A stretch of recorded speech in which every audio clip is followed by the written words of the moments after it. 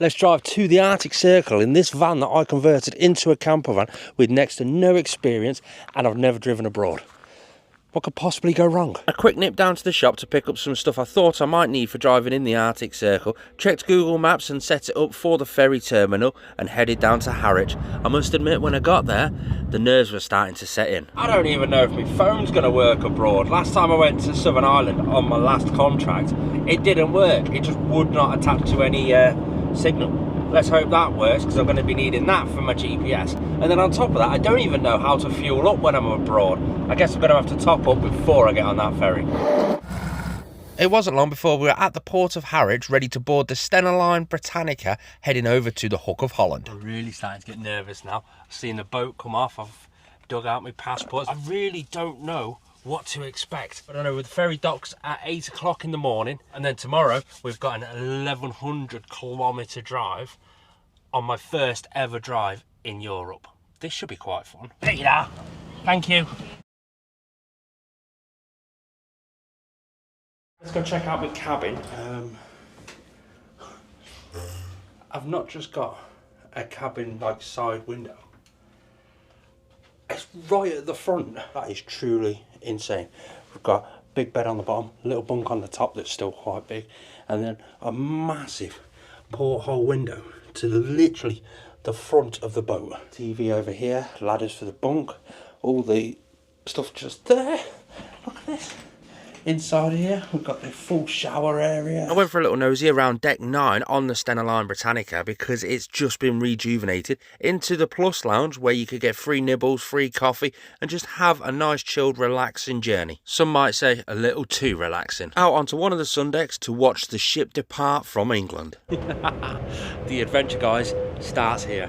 Cheers. Once the lights of England were far behind us, it was time to get my head down. Woke up the next morning, had a lovely shower, went down to the Plus Lounge, had my breakfast. It was time to get off in Holland. Guest services helped me set up the data roaming on my phone, programmed the sat-nav into a spot in northern Denmark that I'd found for the park up for the night. Let's go. Straight off the ferry, followed a car so I knew where I was going, down to border control. It was such a long drive today. I think I'm going to try and aim for like a miles per gallon challenge, 30 miles per gallon. That's my target. Saying that, the engine's been on for 20 minutes now, and I'm at 6.9 miles per gallon now. So it's going to take a lot to come back on that one. We shall find out. Hello, what do you need? Passport? Yes, this is passport. Oh, there you go, thank you. Exit sign, this way. I'm going to follow this dude, because I don't know where I'm going. Yeah, my sat-nav says come this way. Oh, wait, yeah, we're on the wrong side of the road, aren't we? So I'm going to have to go in this way. Oh, this is going to be freaky.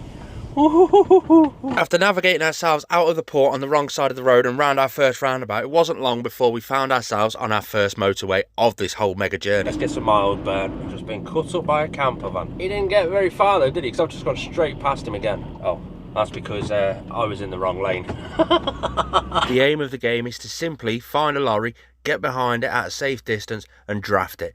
That way I can save a bit of fuel, I can take my time till I get used to the roads and just plough the miles away burning the diesel. It wasn't long before we crossed from the Netherlands into Germany. I had no idea how these borders were going to look, how they were going to be, and this was quite a surprise. It does seem a little bit weird. It's like taking us into a motorway services sort of thing. Unless the road's just closer, it's going in and back out the other side. Oh no, there is a border control here. Oh, this will be quite fun, won't it? Thank you. Oh, hey, they're all walking over to me now, so I don't know which way I've got to go where.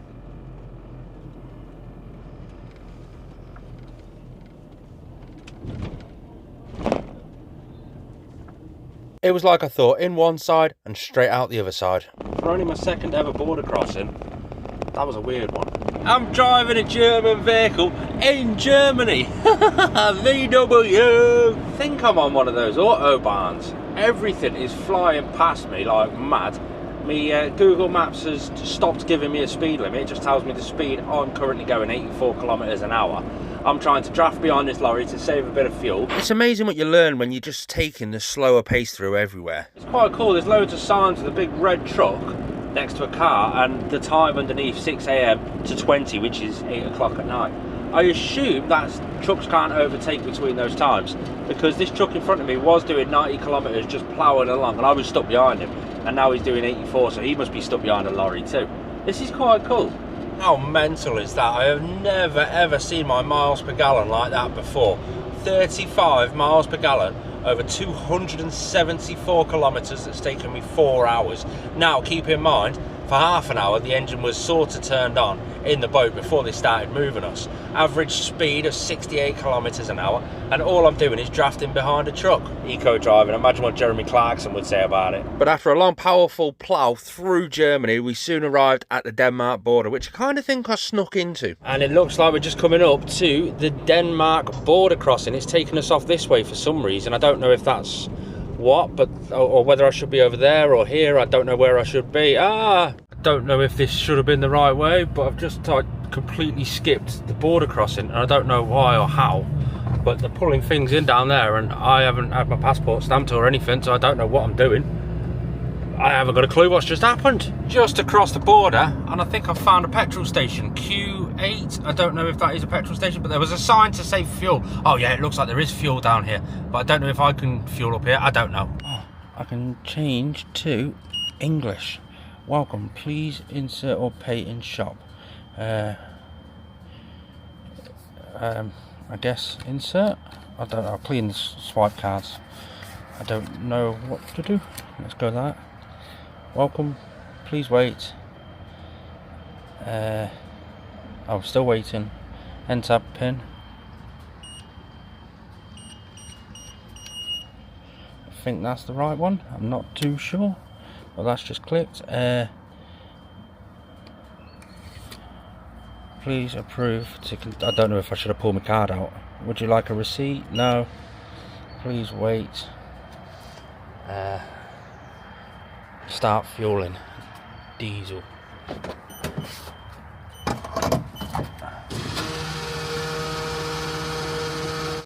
$728 Danish kroner, 54 litres of fuel, sorted. Back up to a full tank of fuel, 800 kilometre range if I keep it at that miles per gallon, which we're about to see the hills, so I don't think that's going to happen. That was actually a really pleasant experience. We've got 349 kilometres left until tonight's park up. It's starting to get dark, so it might be dark by the time we get there. I am parking in a forest. You might be asking, why am I even doing this journey? It's because it's been a once in a lifetime thing. For 20 years since I learned that you could actually drive to the Arctic Circle, I've been wanting to do it. But for the animals, the wildlife, the northern lights, I want to experience it all. This park up that I've planned has something called fallow deer.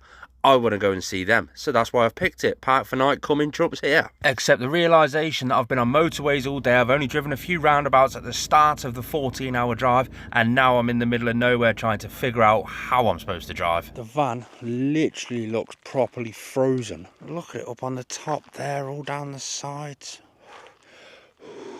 That's pretty cool. But there's loads of deer around. I saw some on the way in. It's pitch black. The stars are absolutely insane. But that's me done for the night. I'm going to get my head down. We've got another ferry in the morning. Good morning and welcome to northern Denmark. Yes, we've got the sun rising just over there. The van does look really cold, but that autotherm heating that I've just put in, whew, that was perfect last night. But for those that have never seen any of my videos before, let me show you around my humble abode. I built this van, or converted this van, from a normal panel van into a camper van. With little to no experience really. Basically my whole channel is based around learning from my mistakes through converting this. And I like to go on all these mad adventures. But let me show you around my van. Up down here we've got the full kitchen sort of unit. Built by a company called Vans Adventures. We've got a full fridge freezer down there. Some electric plugs, loads of storage. We've got the normal bog standard sink up here. Now that is just a hat that I stuck on the top, but it's a proper pull out sort of thing. It's a fully electric van, so there is no gas in this van at all, which means induction hob. And in this cupboard we've got the air fryer. Up the back there we've got just slightly wider than a standard double bed. Inside here is the full shower and toilet area. Nothing special, but it really does me and I'm happy with it. Towards the front we've got a big sofa area just here. Now this is more of a sofa, can be used as a single bed when I do have my son. Couple of passenger seats up there, they can swivel around. Fully off grid, never on an electric hookup, so I don't have a hookup on the side of this van or inside this van. I have got means to charge it if I do find I need to, but I never have in the 2 years that I've had this. I do more driving than actually sitting on a campsite or sitting off grid anywhere. So I've only got 200 watts of solar on the roof.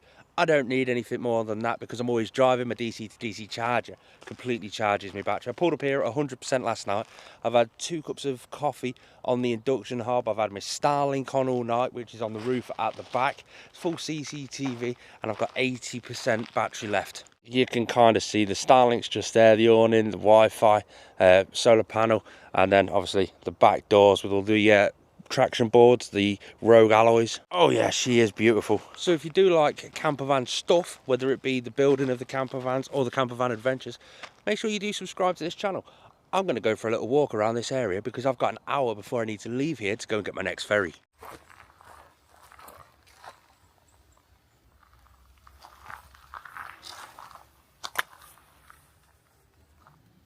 Whoa.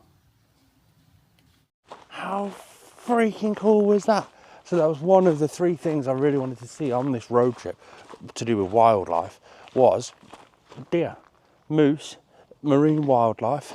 This is going to be wow cool. As I'd love to continue walking around here and exploring, I think it's time to head back to the van and head over to my ferry to Norway.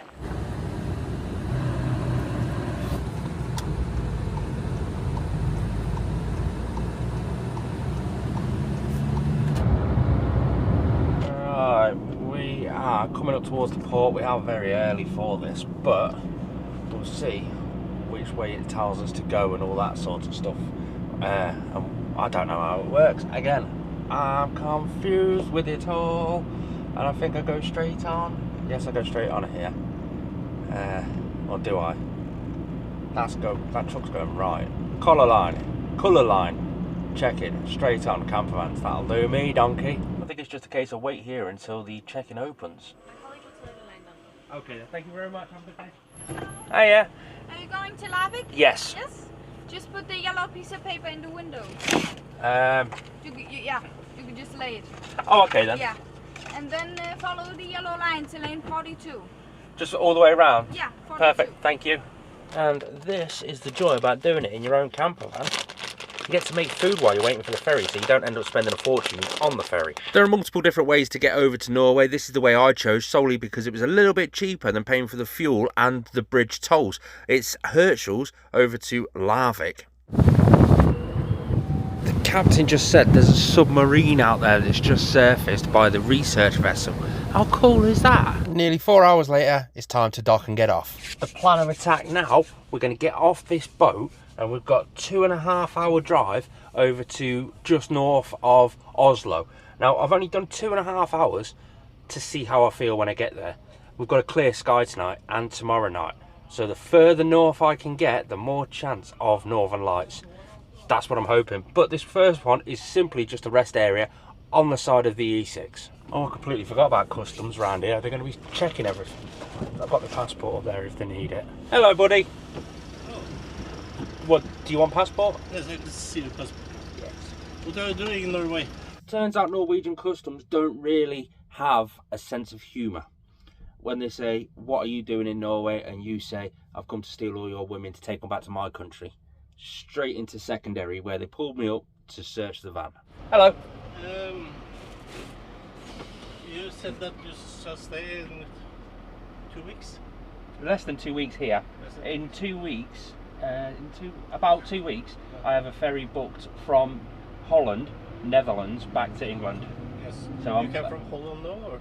I came from Holland, from the UK to Holland. Drove from Holland up to Denmark yesterday, and then today got the ferry over, coming here. But when you leave Norway? Norway, I don't know. I could be leaving Norway in 4 days, 5 days. I don't know my route or which way around I'm going to go. All I know is I'm going to be back for that ferry. And the car is yours, or? Yeah, it's all mine. I've got paperwork. Do you want to see paperwork? Yeah, that's it. They come in the back of the van, went through a few of the cupboards. They were looking for drugs and alcohol, essentially. That isn't the first time on this whole adventure that I'm going to have a dealing with the Norwegian Customs and Border Patrol. Make sure you subscribe for that. He says, yes, okay, you go now. Okay then. Tell you what though, first impressions of Norway, it's a beautiful place. Look at how green it is. But then again, I suppose it helps having the crystal clear blue sky. But look at this rock formation thing coming up on the left. I have to really be careful on my speed because the speed limits are extremely low compared to what I'm used to. But it's stunning. It's just really pretty. In the autumnal colours, oh, it's just stunning. Apparently Norway is famous for its tunnels, and I'm about to go through my first one. It's not really a tunnel, it's more like a little rabbit hole. It just goes boop, and then you're straight in one side and straight out the other side. Wow. It's one of those where you don't know the view when you get outside it as well. I mean, it could be completely different. In some cases, these tunnels, it can be a completely different climate on the other side because you're going through mountains. I've just been through my first toll. I've just seen the ANPR cameras above you. Now, for the tolls, I've set up with ePass 24, which is the one that's designated for tourists. You don't get discounts on it, whereas you could go through I think it's auto pass, and you get a few little discounts and stuff on there. But the reason I didn't really do auto pass, well, that's solely because I tried to set up the auto pass, but I couldn't figure it all out. That you needed to fill in all the documents about your vehicle. How much CO2s does it give out? So I opened my logbook up, had a look, and it said the numbers. So I went to type them, and it went, that's too many numbers. So I went to type in the first bit of the numbers. No, that's the wrong ones. And I'm like, what? And I didn't want to put the wrong ones in and just guesstimate it, because then what if I put the two higher ones up and they start like charging me for a truck and stuff like that? ePass 24 was just an easy one to do, but I'm not going to benefit from all the discounts. It's just something for you guys to think about if you decide to come over to Norway. Just over a few hours of driving some of the most beautiful roads I've ever driven, catching some fuel through Oslo, and a couple of hours north, we ended up at our park up, but I didn't know whether or not we were actually going to stay there. Not the best spot for tonight. I've ended up binning it in one of those little rest spots on the side of the road. It's not the best, but I've got past the bake just here, and I've got to plan a route to avoid a massive closure just down the road from, get this, periodic closures due to periodic closures due to landslide blasting. Fair enough then. I'll figure out another way around that, and some cool stuff to do on the way, because now I'm in Norway, I want to start exploring properly. Well, good morning. It is currently 6:40 in the morning. We've been up for about an hour trying to plan today, because last night's planning went to pot a little bit. You see, part of the route we wanted to take has got road closures on them. Now, that has led me down another little rabbit hole of the Norwegian scenic routes, and I found a way that is one of the Rondane scenic routes, and there's part of that we can drive to be able to avoid all those potential closures. So let's do that. It means going over a mountain pass, but it's early morning, early start. Let's get that started. Not the best place I've ever stayed, but it's nice that Norway have got these rest areas to accommodate us when things do go a bit tits up. I had to sort of hang around this morning because I'm just about to leave, and I noticed that. Yeah, don't know what that is, but it don't look good. It seems to be coming from around about the exhaust area. So in my mind, I keep an eye on that and see what actually happens. As soon as we started climbing, the temperature started dropping. The mist glowing through a sunrise just as it's starting to get daylight through the Norwegian forest, just seeing all the villages that we're passing through, the way that all the every little detail about this was a massive learning curve for me, and I was here for it. Everything was just absolutely perfect. I have never in my life felt happiness like this before. Just chilled out, down to the pure utter happiness. It was nice to see all these little villages, but it wasn't long before the temperature plummeted to 0 degrees for the first time on this road trip, and then we arrived at our first destination. This is something I seen on social media a few years ago, and I needed to check it out for myself. I guess the first stop today is Store Algun, which is this big thing right here. Tell you what, they definitely know how to go in the way of artwork, don't they? He's got nuts. Jesus. But we've got one of the mountain passes to do now. The Rondane scenic route. I'm really looking forward to this, but also quite nervous. It's 0 degrees here, and that's a mountain pass that goes even higher. So we'll see just how well the van actually does. In my mind, it's kind of like the NC 500, all these scenic routes. There's always stuff along the route for you to be able to stop and check out, just like this. Because we're driven above the clouds, we were now getting the sun and it was warming everything up, but there was still ice all over the floor and all over the road. The more we climbed the mountain pass, the more the views got more and more insane. And then we stumbled upon this.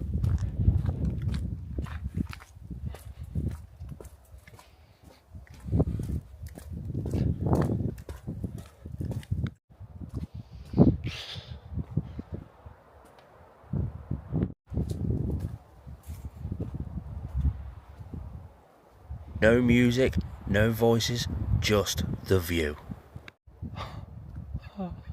Wow! And there's nobody here. It's just on the side of the road. There's the van. This is literally put to shame by the majority of the views that we do see throughout this video and the future videos from the Arctic Circle, so make sure you subscribe. Because just down the road there is another one. It's an art installation on the road. I was truly mesmerised by this, but don't be fooled by the sun. It was minus 1.5 at the moment, but we're still essentially in South Norway on the Rondane mountain scenic route. It's definitely one to add onto your bucket list. But again, just down the road from there, coming down off the summit from the mountain pass, and we stumbled across this.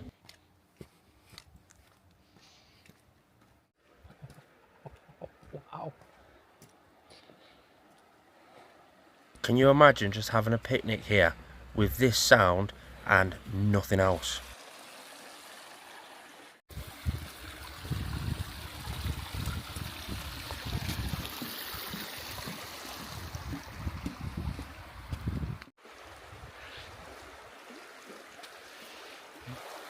What a day.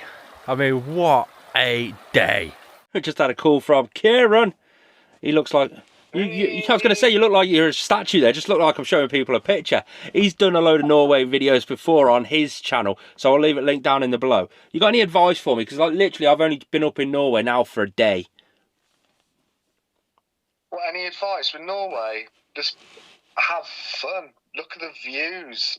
Feel the freshness. That's the advice. Just live. That's the advice. Have you got any advice to stay alive? To stay alive? Oh, you mean with the wildlife, the bears? Oh, God, bears. The moose, yeah. So there's moose and the bears. With the bears, remember, if it's brown... Hold on, you've just broken up. You've just broke up, mate. What was that? With bears, if it's black, fight back. If it's brown, lay down. And if it's white, good night. With moose... Good luck with that. I forgot they've got like brown bears, polar bears, and black bears, and moose. And wolves. And wolves? Yeah. And wolves, yeah. They're all north though. You don't have to worry about that South Norway, but northern Norway, yeah. Be aware, be prepared up there. I'm heading north. I've got some stuff booked on Sunday in Tromsø. With Kieran's wise words of wisdom, I headed further down the mountain. There's something called a telescope down here. Now, it's not an actual telescope. Let me show you what it is.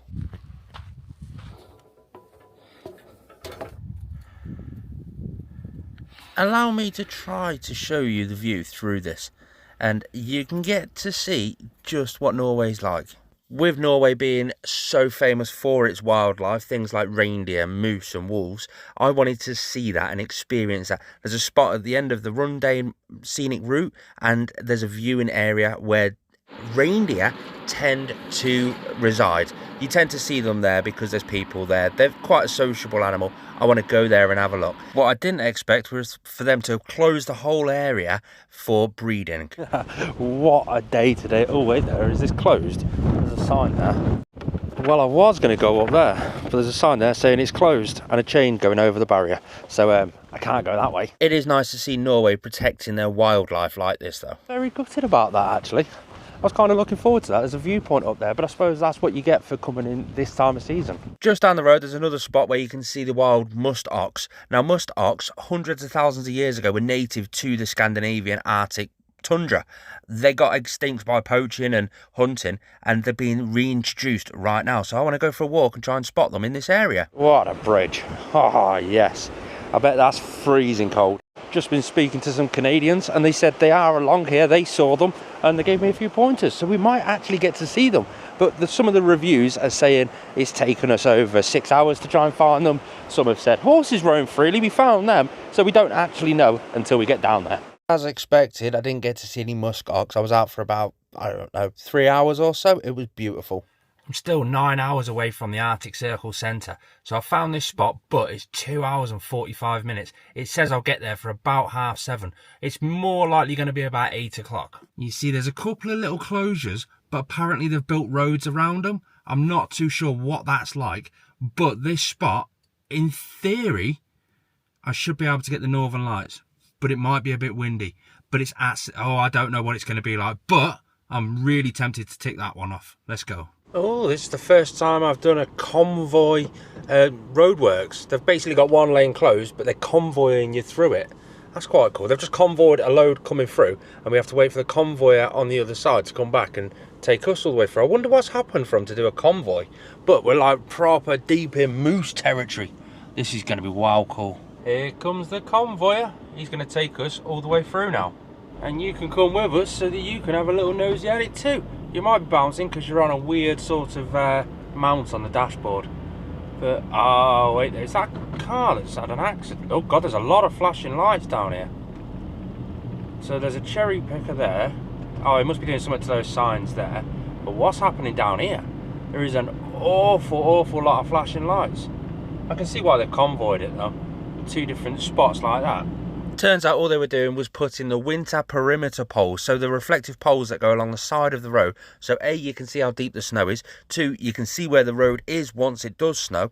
But the weather soon started to change, the lights soon started to fade, and then we found our park up. I can tell you one thing, the weather is brutal. That was a scary drive, I'll say that. Night time, wet, loads of roadworks, you couldn't really see the right lines, and I didn't know where I was or anything. And oh god, but I've just got to this spot.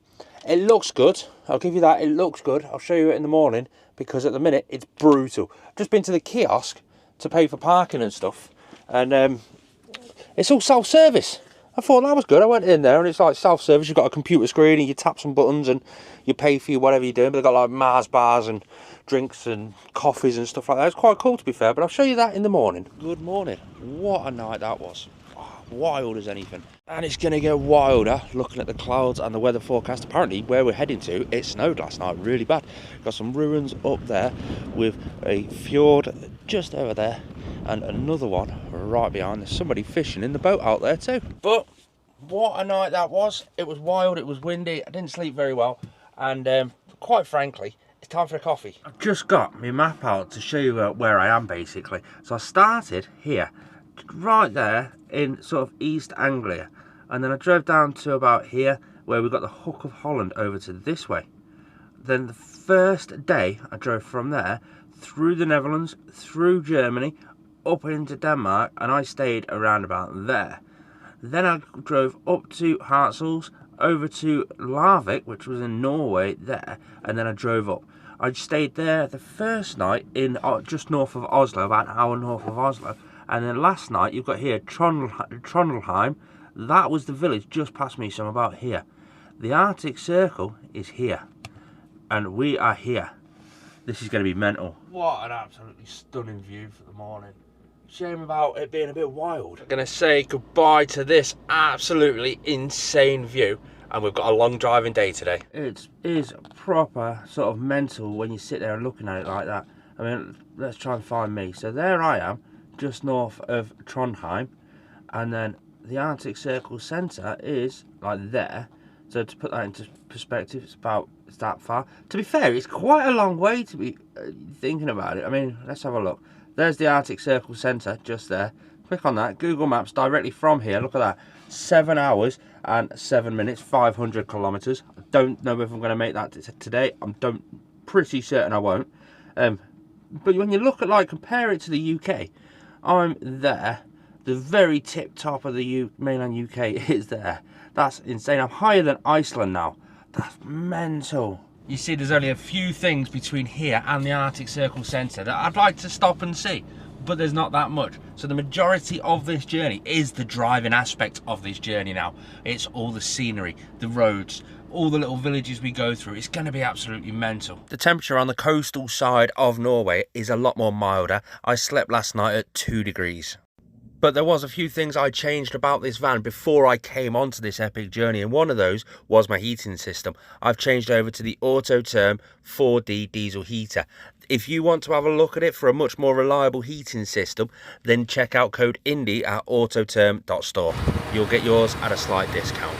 I'm kind of looking forward to, at the end of this road trip, pricing up exactly how much it's cost. That's going to be in a future video after all of them have been published, so make sure you do subscribe. But a couple hundred kilometres into the journey through some of the most amazing roads in the world. I started this journey in South Norway, and I'm looking at the roads thinking they're the most impressive I've ever seen. Now that I'm a good 1,000 kilometres up Norway, it's next level. But it's time for a little bit of lunch. I found a lovely little rest spot, made myself some lunch, had a bit of a scran, and then time to get back on the road again.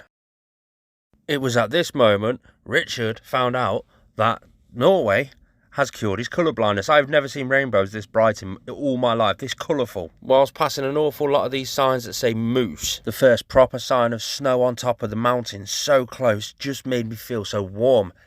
I know that sounds strange, it really does sound strange, but I'm getting closer. Every minute that passes, I'm getting even more closer, and then this happens once again. You may get stuck in a lot of roadworks when you're over in Norway, but you just gotta chill out, because they're pretty damn good, to be fair. They're literally... It's weird to see Norway and compare it to England. In England, they're constantly trying to repair our roadwork system, our road network system. Oh no, there's potholes, we'll leave it for 4 years and then clear it. Here, it's... okay then, the trucks have gone over it enough. There's a couple of little tiny ruts that are like holding a bit of water when it rains and snows. When it snows and freezes, that's going to be bad. We'll resurface the whole road. They just turn up like this, close the road off for 20 minutes, blast the whole road section that they need to do, and then just sorted, let's go. In 20 minutes you've got a new section of road. It's weird to see it. It's weird because Norway seems to be improving its road network, whereas the UK just seems to be attempting to repair it and then repair it really badly so they get paid and can move on to the next badly repaired job. I do find myself getting increasingly more scared that I'm not going to make it back to England. I've fallen in love with this place. So you look at this, check this out. A whole new section of road, and I was sat there for 15 minutes. That's it. Well, you got all these rollers, all these machinery, and it all come on the truck that's parked directly in front of here. Look at that, the truck's just literally rolled up, repaired the road, got it all sorted, let everyone go. It's as simple as that. You can see the big queue of traffic on the other side for the exact same reason, and we've got snow-capped mountains directly in front of us. This is insanely beautiful. Yeah. Now that is an entrance into Norway. This definitely calls for a little pit stop. I didn't know this at the time, but they had quite an eclectic little souvenir shop here too.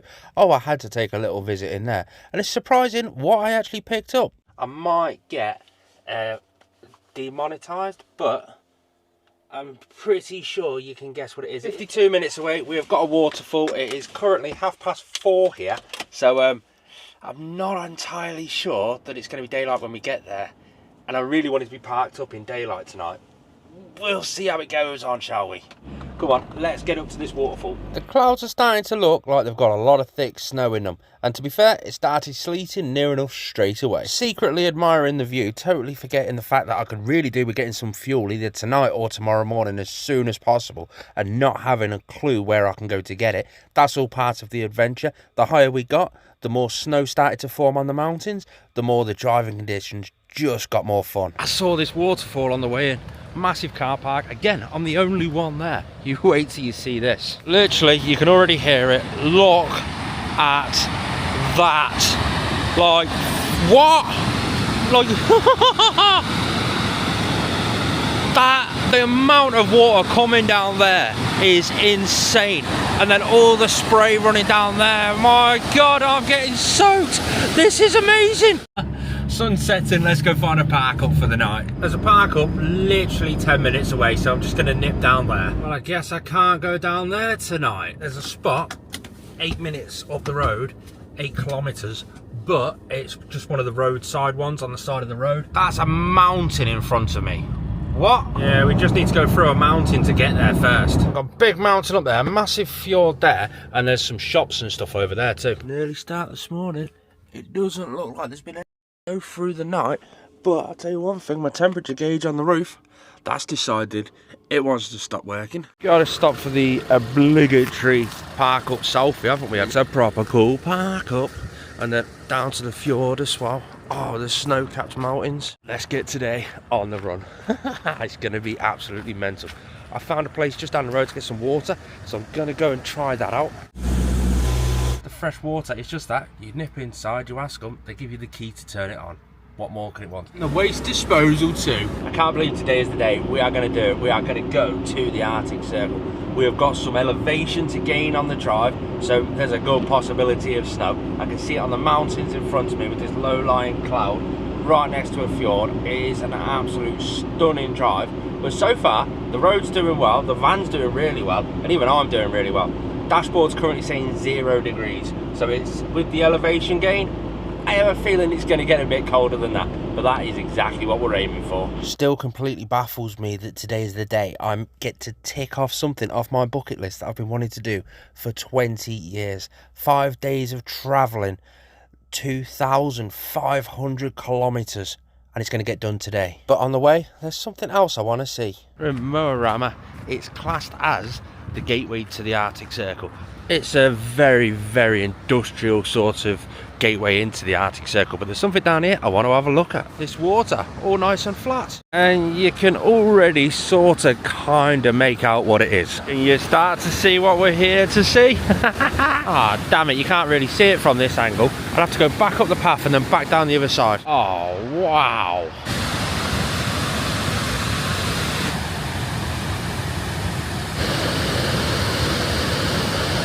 This is it. The final leg.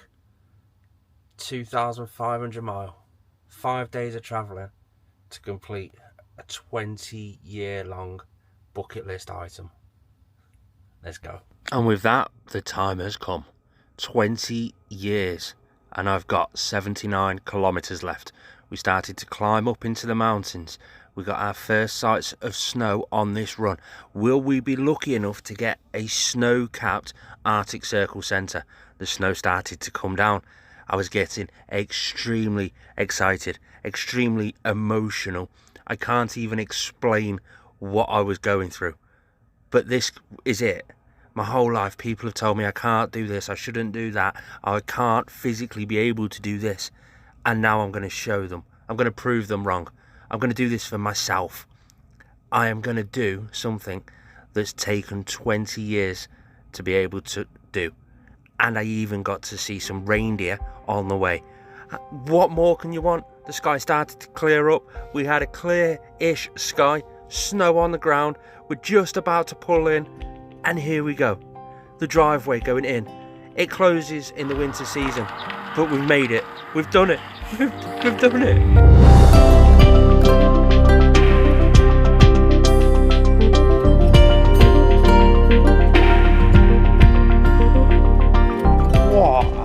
Achievement this has been. I've done it. 20 years and I'm here. It took me 5 days, 2,500 kilometers to get up here. This is insane. Let's go for a look around. Oh yes. I've made it. Oh. And there's nobody around. We've got snow, the first proper snow since we've been up here, and it's exactly where I wanted it to be. We've seen reindeer, we've travelled this is amazing. This is absolutely mind-blowing. Thanks for tuning in, guys. If you're new around here, please subscribe. It really does mean a lot to me.